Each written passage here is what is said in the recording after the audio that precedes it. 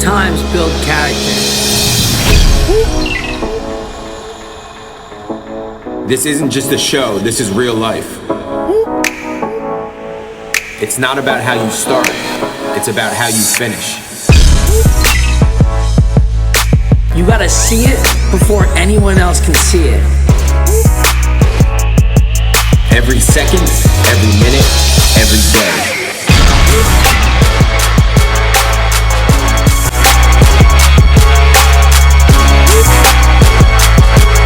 We train for life. We got you.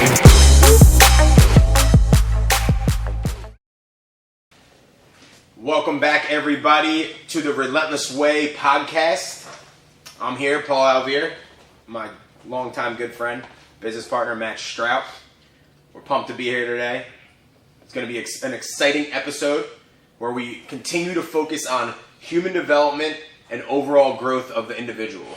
That is our mission, to have these talks, to bring perspective to the table, to force discussion and bring discussion to the surface for our Relentless community, for our Relentless family, and everyone involved in our movement. So, episode number 9, time is our most valuable currency. Most valuable currency out there, baby. So, throughout our journey and our growth throughout the movement, we've valued time, but never at the point where we have it now, because it's always a work in progress and always something that's you're working towards and growing towards. Where are we today? How do we value time today? And how do we value it along the way, or maybe not value it along the way? There was probably many moments where we look back and we're like, damn, I wish I would have took a little more time on this, or I wish I would have delegated things a little differently, or done things a little differently. I'm sure there's many moments where we have, right? Yeah. So, time, most valuable currency. Why is it valuable to us? Right? Why is it valuable to you and I? Yeah, super excited about this topic. I think that, for me, this is like the glue of all the things that we're going to talk about. We're going to have so many cool topics along the way, ones we've already done and ones we're going to keep doing moving forward. But when I think of just overall development of a human and individual, like, time to me is like the glue that kind of brings it all together. So, like you said, I think it's been a constant evolution for us of understanding time in itself and like what it is and how to use it. The great words you use of delegation and prioritizing, I think that's like has to be at the forefront of how you use it, and for those of you who know or talk to me more often, I say it all the time, but I'll say it here, but there's 168 hours in the week, and there's 24 hours in the day. And as I study, I take a lot of pride in studying successful individuals in all different spaces, any different field that I'm interested in and that I'm intrigued by, whether it be mainly fitness, human development, things of that nature, and even just like competitors, like winners, right? Like winners in their own individual spaces. And when you study and you look and you read and you learn about them, where they came from, where they are, where they're going, because they're talking about it, right? They're putting it out into the universe. When you look at those people, and I look at them and I'm just like, number one, you study, and what it does is it also allows you to connect and be more relatable, to understand that they're just people, right? Like we're all just people trying to become better, and learn more and evolve ourselves. But the one thing for me that I've kind of settled it down to, the common ground, where it's all common, is time.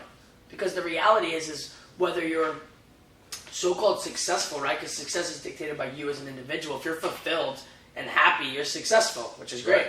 But the difference between that and not being that, to me, is how you own time. So how you prioritize it, how you delegate it, where you put it, how you use it, is what is going to separate you from another individual or just the old version of you, like we always like to talk about, right? So it's like you just becoming the next best version, so you're separating from the old version of yourself. Right. That's one of the biggest things is, I'm glad you said that at the end there, is you versus yourself in anything, but especially when we're talking about time, because it's something, again, which we always reflect back to, is you have to be selfish with it, right? No. You have to respect it. You have to understand how important it is. And I think that happens along the way when you have moments where maybe you don't value it as much. So just like anything else, you have to go through those moments of realizing you wasted time. Maybe you wasted your time, or you were taught a valuable lesson of wasting someone else's time. Mm-hmm. Not everyone is fortunate enough to have someone to come along and teach them those lessons. So if you're listening and hearing this right now, try to reflect on your own and pull that out of your own moments in your life and figure out where you need to value time more, potentially. A tool that we go to a lot, we utilize without our team. It's also just the nature of the beast of the industry we're in, but it's scheduling.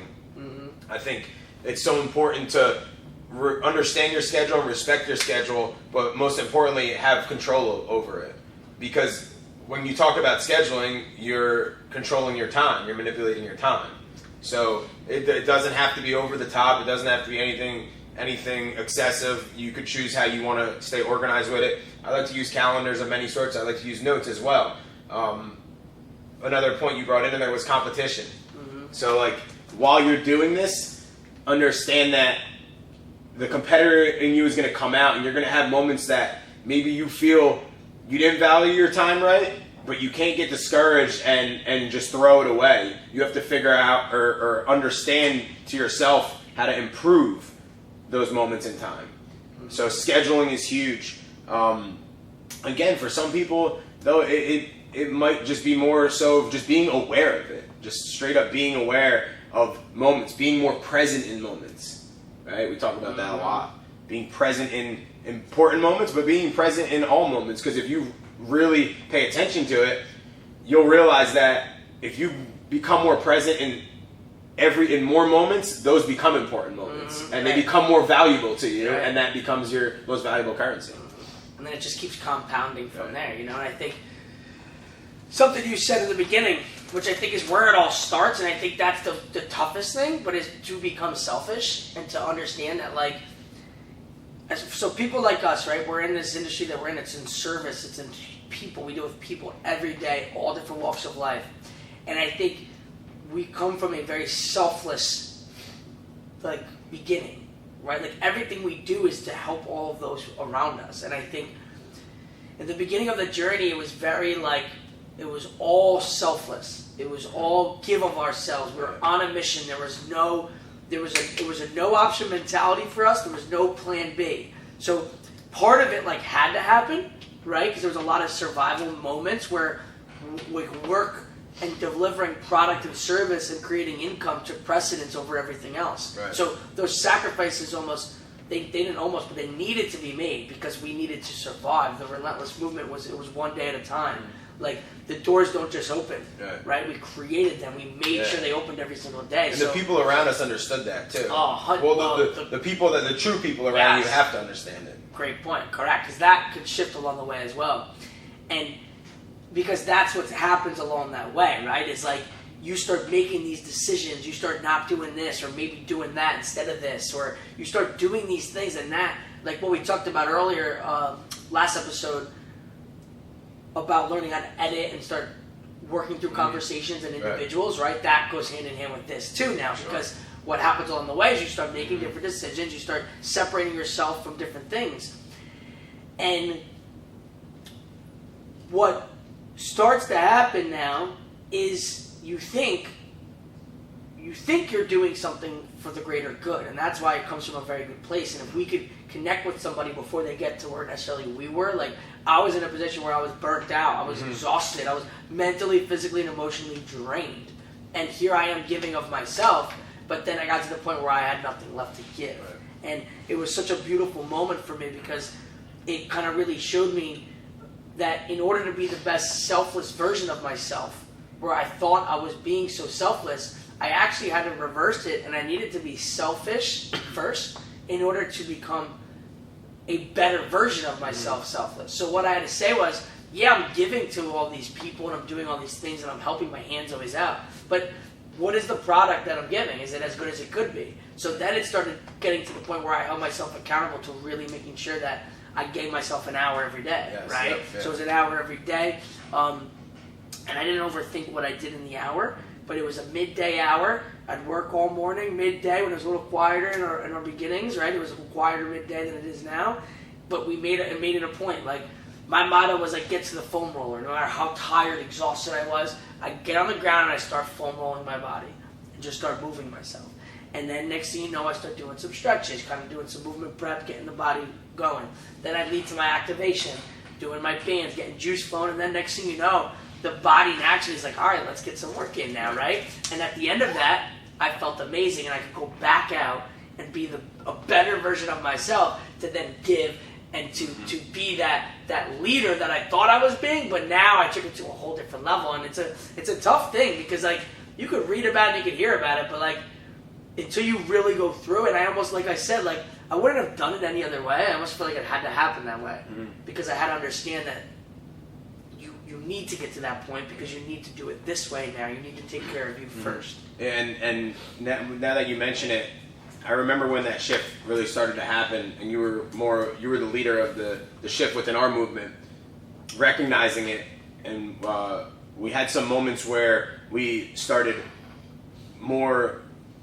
bringing more value to our own time, and we sat down and put a little bit more purpose to our schedules and the way you and I were operating within the business and doing things too.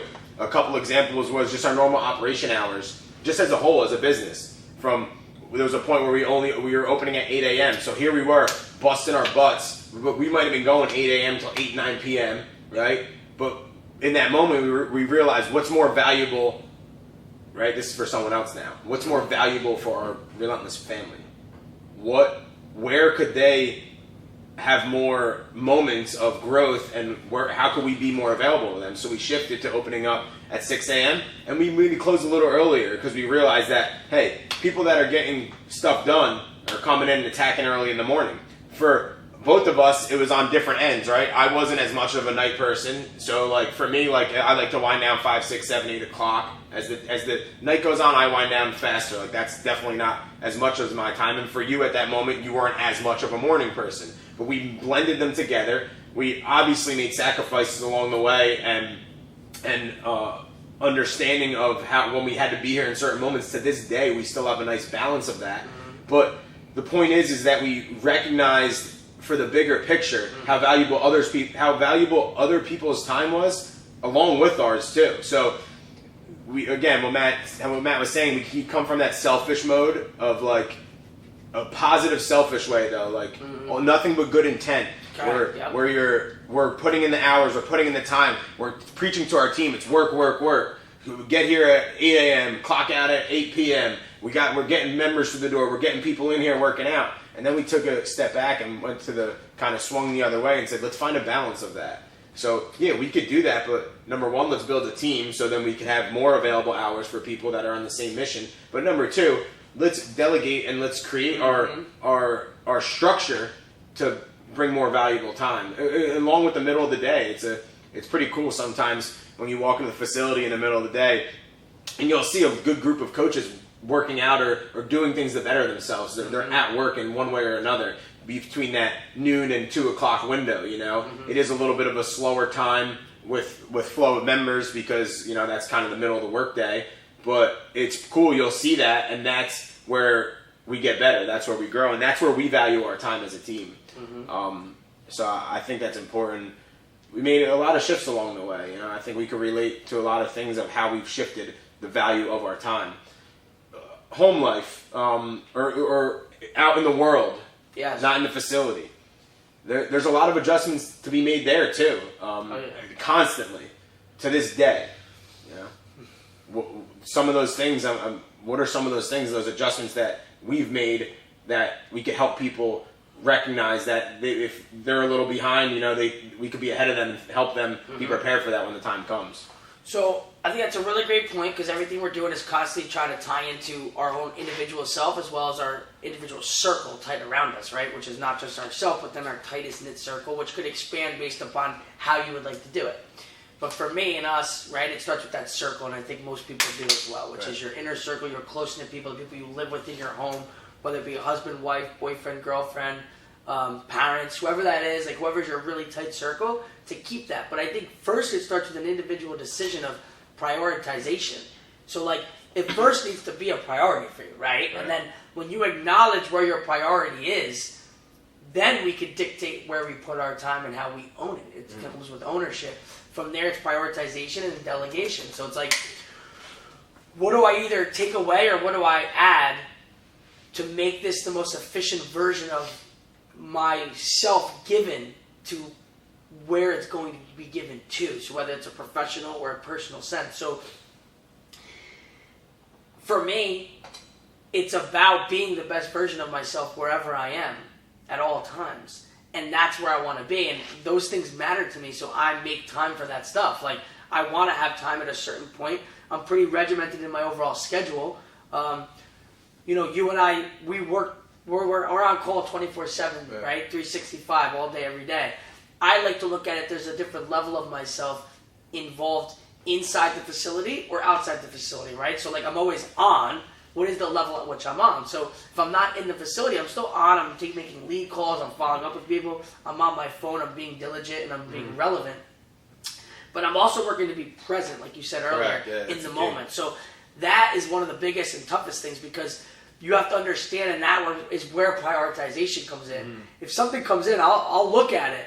And then I have to make a conscious decision, like, what is the level of priority on this? Like, do I need to address this in this given moment, or can it wait? Yeah, and how does it need to be addressed, too? Call? Like, what is the level of problem or fire, we should say, like, of what's going on, right? Is it just a quick little thing? I'll wait. Maybe I'll throw a text and say, hey, really look forward to talking more with you. I'll reach back out tomorrow. Like, so I'm always staying in there, but, like, I want to be in that present moment. If I'm with the wife hanging out, or we're doing something, or if I'm with the baby chilling, like I want to be in that moment. I want to be the best husband, or the best dad, or the best son if I'm with my parents in that moment. And I think it's a hard thing. And I'm not saying I know it all, right? I'm saying that I constantly work, like you said earlier, to constantly get better.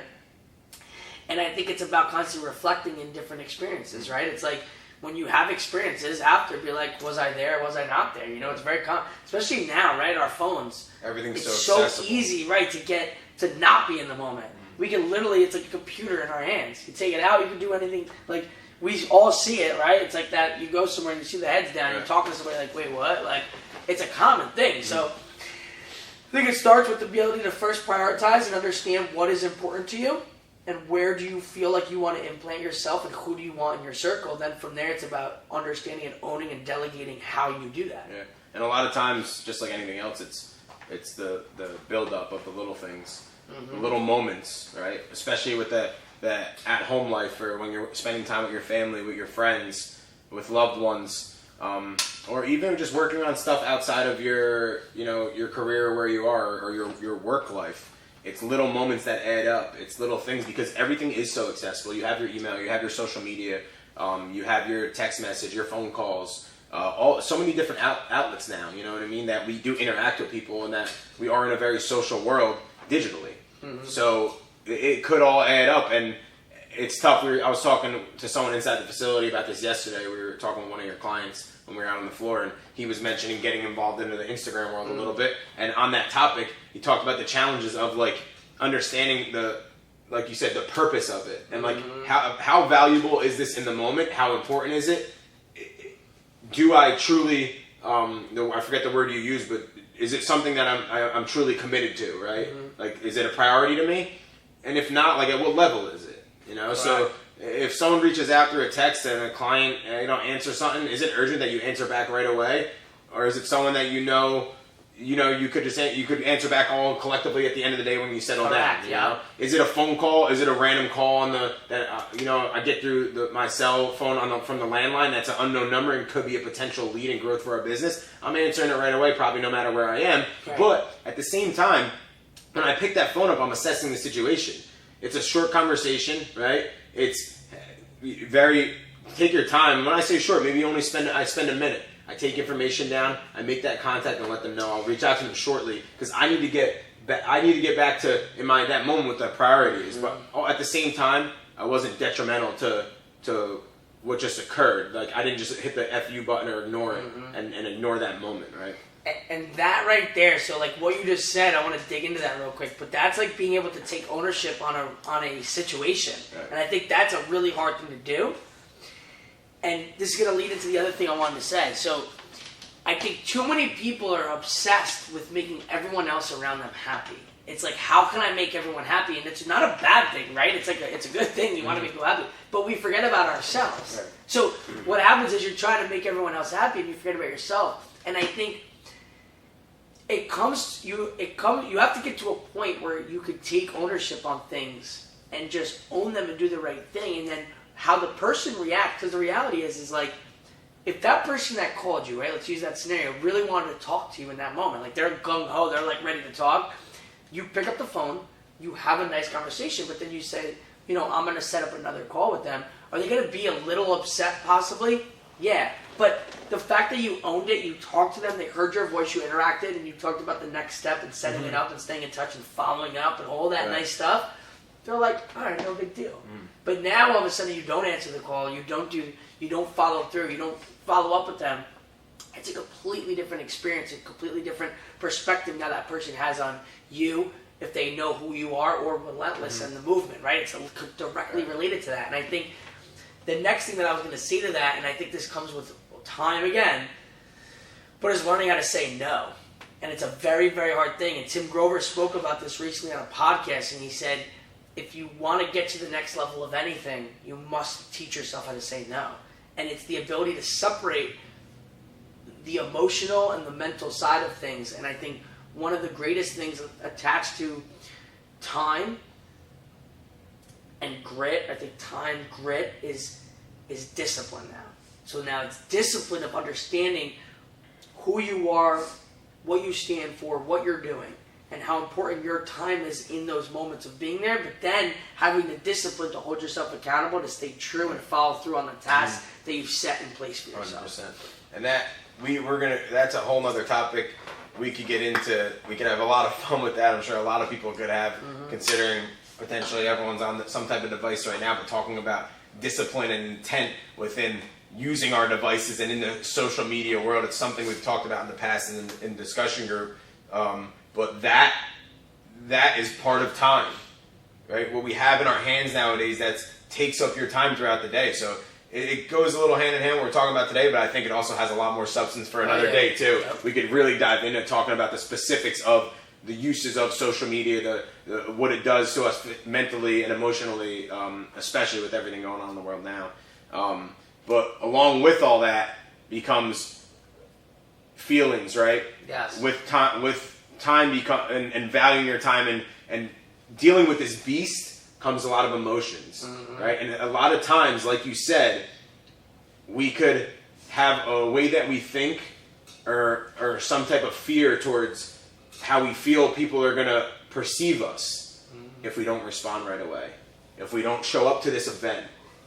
I could be guilty of a lot of time. We call it FOMO, right? Fear of missing out, right? Like what do you mean? Like, can we swing by Johnny's birthday party? We're gonna miss it. Everyone's gonna be there. You know what I mean? But like in that moment, really, for you to stop by, how many people are really gonna miss you there? Like, not that they don't like you, but how many people are gonna realize in the grand scheme of things that Paul didn't stop by for 10 minutes? You know what I mean? And it was that worth it to drive out of the way an hour to stop by for 10 minutes and then inconvenience your whole day and things that you could have enjoyed and done efficiently in another way, right? So with that fear and that perception of how people are going to think is a topic we're really, really going to get into next episode. Fear is a lot of fun. Talking about fear. Fear is fun, and I think it's right. It's an emotion, and I think the discipline can overpower the fear, because when you know what you want and you could see it, no matter what that is, if you could use your time, because time is a tool, right? It's a thing, but it's a currency. It's a tool that if you learn how to use it as a tool and own it, you'll achieve the ultimate goal, right? It sounds simple, but along the way we have all these mixed emotional ups and downs, right? And fear is one of the greatest ones that's going to constantly pop up because it comes with anxiety and overwhelmingness and all these things. Yes. Fear tags right along with it, and it's going to stay there. It doesn't ever go away. You learn how to maintain it and control it better and to work with it. But I think when you're going to have fear, especially when you do things for the first time and new things. But I think the disciplines of saying and separating what you do and how you feel should not correlate to each other. So even though you have fear, if you know that the right thing is the right thing, if you could take a deep breath and just say, yeah, I have some fear in it, but this is what has to be done. Mm-hmm. It's what we've done along our whole journey, right? We've done things, especially with the things that we have going on now, speaking more than ever. This podcast in general, like this could be fearful for us, right? It's not like the thing that we set out to do along the journey, but it came with the territory, and I think it's a beautiful way for us to stay connected with individuals, and that's how we have been able to overcome our fear, because it's bigger than us. Yes. So our discipline of our mission rises above it all. I can get anxious and nervous every time before I come here, and I still do a little bit, mm-hmm. but to me, immediately it doesn't matter, because this is how Relentless will help shape and create human development like it's never been seen before. And as leaders, it's what we have to, like, how can we lead others if we're not doing what we're setting out others to do, right? So I think all in all, we just touched on a couple different topics, right, of addressing fear and talking about discipline, all these things, and they'll come up. We got nothing but good stuff coming down the road, but I think all in all, it's a tie-in of all of those things, but I do believe still that time is the glue to it all and how we own it. For sure. Some good stuff right there. Next episode coming your way. We're going to get into fear a lot more, a lot deeper. We're going to have fun with it, though. We're going to learn and teach and give perspectives that have fun with fear. We're going to have a real special guest close to us, near and dear to us. It's going to be a surprise. It's going to be a fun one. They are very excited about getting next to us on the mic. We're going to have to pull up another chair here and make some room for this guest. Our first guest, because next episode is episode number 10. It's a small but our first milestone in our books. So we're real excited about that. I want to also take a minute to thank some people that are behind the scenes here, behind the camera, Brian and Ryan, a little camera crew, but most importantly, bringing ideas to us, bringing energy to us. Ryan Frazier, a part of the Relentless Movement for a long time. So he's always down to help, always down to be a part of it. He sees the bigger picture. He gets it with us. And Brian joining the team as of recently, lending a helping hand and being here for us and helping us grow. And without them, we wouldn't be able to deliver this perspective the Relentless way. So thank you very much. We're gonna close it out here. Next episode coming your way, episode 10. Share away. Tell them what to do. What do we want them to do? Yeah, listen. If we're doing what we're setting out to do, we don't want any. We don't want a favor per se, or we don't want nobody to do anything that we don't deserve. We're real big on that, right? It's like you get what you deserve in this world. You work hard, you go get it. And I think if we're doing what we're setting out to do, which is showing relatability, connecting, and stepping up as leaders, and just. Again, I always like to say this, it's like we don't know everything, but we know what we know what we've been through, and we want to turn back and be like, hey guys, you could do this too, and we want to take people and lead them into that unknown, unmarked territory. So if we're doing that and we're showing some connectability and you're getting some good vibes and feeling some good energy, send this to somebody. Share the message out, that's it. Put it out into the world, let's all connect, and let's keep growing this movement of just people becoming better versions of themselves. That's all we're doing. And for today, let's all remember, time is a tool, right? It's a tool that we could use on a day-to-day basis, and really try to take that, understand the big picture, but let's all boil it down and let's work to own the seconds. Like seconds turn to minutes, minutes turn to those hours. There's 24 in the day, there's 168 in the week. Let's make the most out of them, and let's constantly keep moving a little bit closer to that final version of ourselves. Let's get it, baby.